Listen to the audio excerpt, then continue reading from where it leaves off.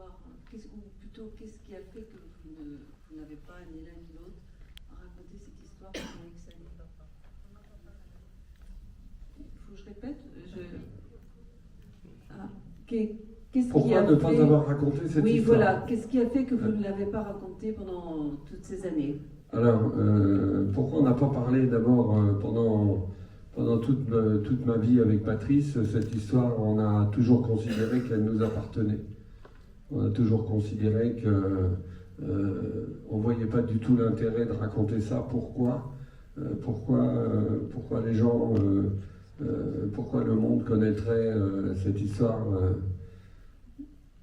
En plus, ça ne nous semblait pas extraordinaire. On a vécu à une période où des enfants comme nous, il y en avait beaucoup. En 1946, il y en a 1 million. Donc en 1949 ou en 1950, il en reste beaucoup.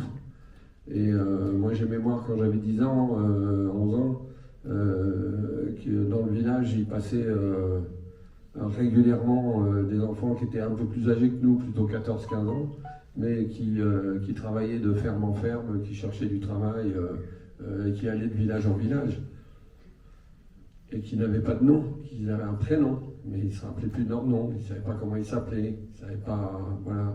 Et donc, tout ça, ça faisait partie de la vie à ce moment-là. C'est pour ça qu'on ne se préoccupait pas de voir des gosses traîner, c'était pas du tout important. 4-5 ans après la guerre, personne ne se posait de problème. Et il nous est arrivé dans cette tournée quelque chose d'assez extraordinaire, enfin pour moi d'assez extraordinaire. J'avais dit à Olivier, avec nous, il y avait 2 autres enfants quand on était dans le home. Et je ne me souviens plus, je me souviens juste d'un nom, c'est Jackie Rallon. Et lorsque Olivier a commencé à écrire le scénario et fait des recherches, il m'a téléphoné un jour et il m'a dit « Michel, j'ai quelqu'un au téléphone ». Et c'était Jean-Claude, le frère de Jackie. Il avait retrouvé où il était. Il a pris le téléphone, il m'a dit « Mick, c'est toi ?» C'est pas possible. 70 ans. Et quand on a fait la tournée pour le film, on est allé à Montsartou, au-dessus de Cannes où il habite. On est allé le chercher. On l'a emmené dans une salle où on projetait le film. Et je lui ai dit, on va regarder ce film tous les deux. On s'est mis en haut de la salle, on a regardé le film ensemble. Et au moment où on s'enfuit, il me pose la main sur mon bras, il se penche vers moi et il me dit, c'est fou, vous êtes parti comme ça, mais personne ne vous a suivi, personne ne vous a rattrapé, personne ne s'est occupé de vous. Et je lui ai dit non, personne. Oh, il me fait de toute façon, tout le monde s'en foutait. Donc il a 89 ans, il se souvient de ça, qu'en fait, tout le monde s'en foutait. Voilà. Je ne sais pas si on a réussi un petit peu à justement donner quel est le vrai justement sens de ce secret qu'à un moment donné on évoque pendant une partie d'échecs. Et ma seconde question, c'est que j'ai fait un petit peu attention justement aussi, j'ai beaucoup apprécié la musique du film, et il y a à un moment donné quelques notes au piano qui me rappellent une musique de Grand Corps Malade. Je voulais savoir si c'était une coïncidence ou pas. Et dernière petite chose, juste pour l'anecdote, il se trouve que je m'appelle Michel et que toute ma vie on m'a appelé Mick, et que la personne qui est à côté de moi s'appelle Patrice, et que justement, voilà, on n'est pas des frères, mais c'est tout comme. Voilà, je vous remercie. Non, le piano, les notes de piano, je ne sais pas à quel titre vous pensez, mais en tout cas, non, c'est une pure coïncidence, c'est pas quelque chose de voulu, ça fait part. C'est vrai que ça peut être cette mélodie comme ça, c'est très très utilisé dans l'islam, donc c'est vrai que ça peut effectivement y faire penser.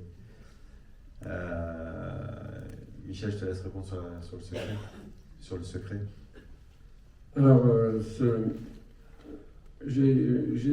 en discutant avec Olivier, j'ai tenu à ce que ça soit dans le film, parce que ce secret, je vous l'avoue tout de suite, je ne connais pas la réponse. Et il faut savoir qu'avec Patrice, on se disait tout, mais on n'a jamais été malade. Enfin, je parle de maladies graves, hein. On a eu des rhumes, on a eu des problèmes d'estomac, des choses courantes, mais on n'a vraiment jamais été malade. Or, ce jour-là, je suis malade, j'ai beaucoup de fièvre. Et Patrice il prend peur et il me dit écoute, je m'en vais, je vais essayer de te trouver quelque chose, je vais te ramener quelque chose, t'inquiète pas. Il s'en va et il se passe un très long moment. Je ne peux pas dire, en fait, on n'a pas la notion du temps quand on est enfant. Et surtout, avec la vie qu'on menait, on n'avait absolument aucune notion de l'heure, du jour, du mois et même de l'année. Donc il part très longtemps, mais suffisamment longtemps pour que je me dise ça y est, j'ai perdu mon frère et j'ai envie de mourir et je veux plus rester, j'ai plus de force. Et heureusement, il revient et effectivement, il a changé. Il est taciturne, il rit plus, il y a quelque chose, j'arrête pas de lui demander qu'est-ce qui t'est arrivé, qu'est-ce qui se passe, dis-moi, etc. Et en fait, durant toute notre vie où on a été ensemble, je lui ai demandé 20 fois ou 30 fois ça. La partie d'échecs, il jouait bien aux échecs, mais la partie d'échecs, elle a eu lieu, j'ai fait d'autres paris avec lui, il n'a jamais voulu me le dire. Et quand on discutait, qu'il m'a dit je veux partir, je veux pas rester, je lui ai dit est-ce que tu vas me dire un jour ce qui t'est arrivé, parce que chaque fois je me pose cette question, etc. Il m'a dit non. Il m'a dit je t'ai protégé quand tu étais petit, je te protège aujourd'hui, t'as pas besoin de savoir ça, je partirai avec. Voilà, exactement. Donc, mais ça a tellement été important pour moi que j'ai voulu que ça soit dans ce film. Et croyez bien qu'aujourd'hui, c'est toujours une question qui me hante, parce que je me demande toujours si ça n'a pas participé quelque part, si c'est pas la goutte qui a fait déborder le vase, ou si ça n'a pas participé à son acte d'en finir. 2 questions pour Michel. La première, vous avez 300 pères Dieu qui vous regardent depuis tout à l'heure, c'est pas la première avant-première que vous vivez, ça vous fait quoi? Et la seconde, quand vous vous endormez le soir, vous rêvez de quoi?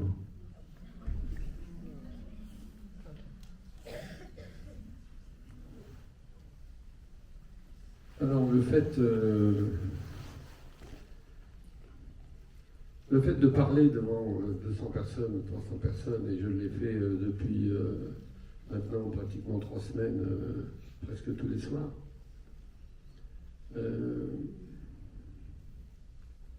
ce film pour moi c'est un hommage à Patrice. Et celui qui me donne la force de vous parler aujourd'hui, c'est lui.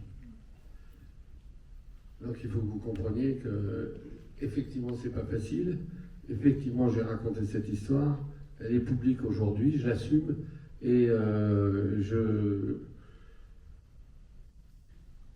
je pense que si c'est aussi quand même une libération pour moi, c'est aussi le fait que ça ouvre des consciences, que ça pose des questions, que ce film va plus loin que notre histoire, et qu'elle permet à chacun de réfléchir sur beaucoup de points